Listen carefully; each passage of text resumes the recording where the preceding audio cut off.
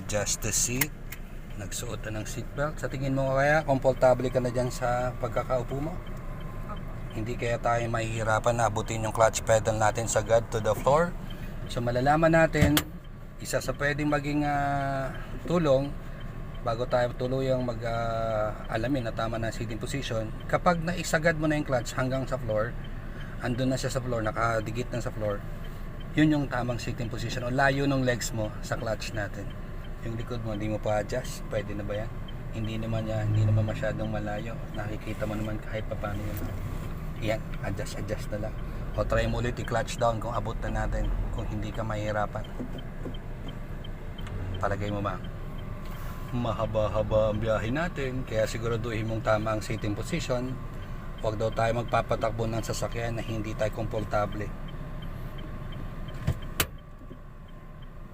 Pwede. Yun, double check, triple check, okay? Okay naman tayo kay brake pedal. Try mo nga tapakan yung brake pedal sa gitna nang dahan-dahan, kunyari humihinto. So gradual lang ha. Brake pedal lang muna. Tapos gas pedal, bigyan mo nga ako na at least 2,000 RPM bago mag number 2. Yung na naman kailangan nating RPM. Steady mo mga 10 seconds. Steady. And okay, release. Kunyari ito, tapak ulit sa brake pedal ng dahan-dahan. So gradual lang pagtapak sa brake pedal. Kapag nakita mo yung sasakyan sa unahan ay bumabagal, release mo yung gas pedal, tapak ka pa konti-konti ng brake pedal, mararamdaman mo naman na pinipigilan yung takbo ng sasakyan. Okay na tayo sa sitting position. Tama naman yung layo natin sa manabela. Check left and right side mirror bago tayo tuluyang magpapatakbo. Alamin natin kung tama ang settings ng mga mirrors natin left and right. Okay, mirrors naman. Mag-adjust pa ba tayo sa mga mirrors? Di na. Rear view mirror, yung nasa gitna. Yun. Yung buong rectangle shape ng salamin sa likod dapat nakikita natin.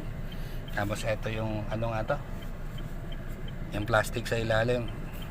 Yan yung kanyang night mode vision. Kapag may nakakasilaw na sasakyan sa likod, lakas ng ilaw sa gabi para hindi ka masilaw, ipupush mo lang to. Tilt lang yan. Medyo mag-blurred ng konti. Hindi ka na masyado masisilaw. Pero pag araw, ito naman yung settings na yan. Itong naka-fold, dyan ka mag-set. Ito naman, pang night mode vision lang. Okay? Alright. Getting ready. This is it.